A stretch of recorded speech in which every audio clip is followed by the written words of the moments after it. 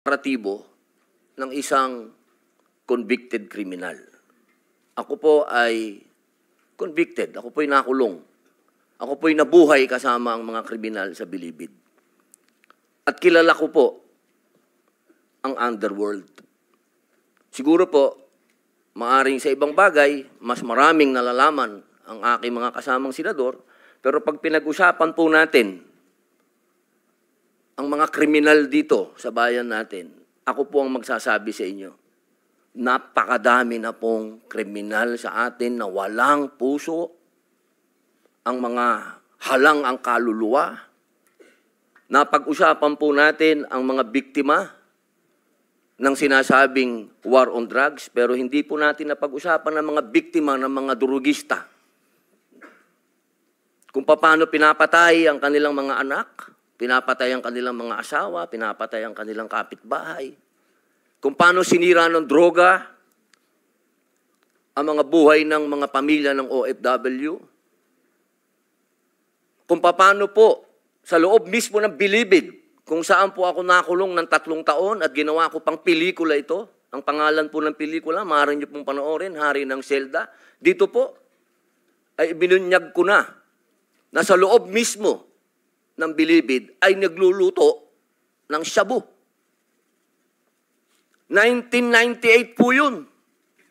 Kung bibilangin po natin yung taon na yun, hanggang sa dumating ang Iron Man, ilang taon po yun.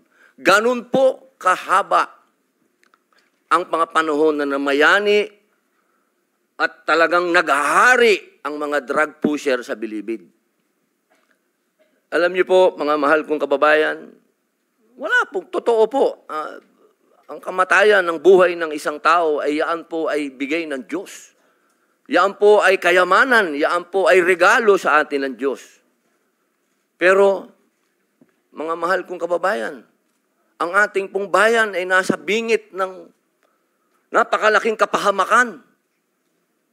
Kung hindi po tatitindig ang ating kapulisan, kung hindi po tatayo ang ating mga law enforcement, tayo po ay tatalunin ng mga sindikatong nag-ahari na nagluluto na ng mga droga kung saan-saan. Mga mahal kong kababayan, ang datos po ang magsasabi na nung sa panahon ni Pangulong Rodrigo Roa Duterte, masasabi ko na po na natakot ang mga kriminal.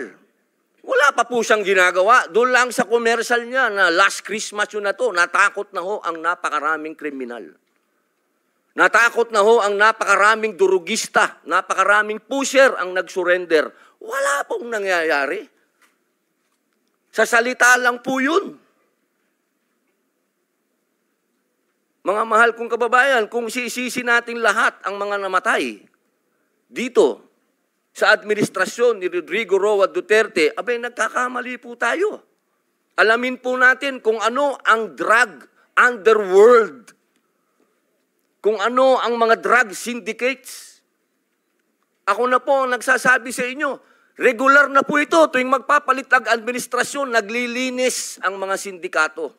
Magkakaroon talaga ng maraming mamamatay dahil naglilinis. Para pagpasok ng bagong administrasyon, yung kanilang mga alagang, mga kriminal, mga alagang, mga pusher, mga tapos na.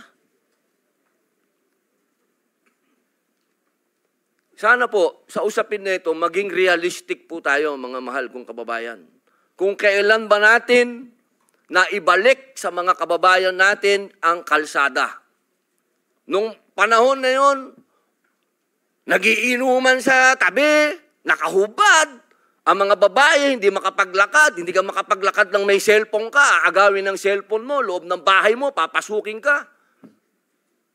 Mga kababayan naman, huwag naman nating haluan ng politika ito. May mga bagay dito sa mundo na kailangan maging realidad tayo. Buong mundo, problema ang droga. Kung walang tatayo para lumaban dito, paano na ang kinabukasan ng mga anak natin? Paano na ang kinabukasan ng bayan natin? Kaya sana po ang inihiling ko sa lahat dito sa pagdinig na ito, iwasan ng politika, At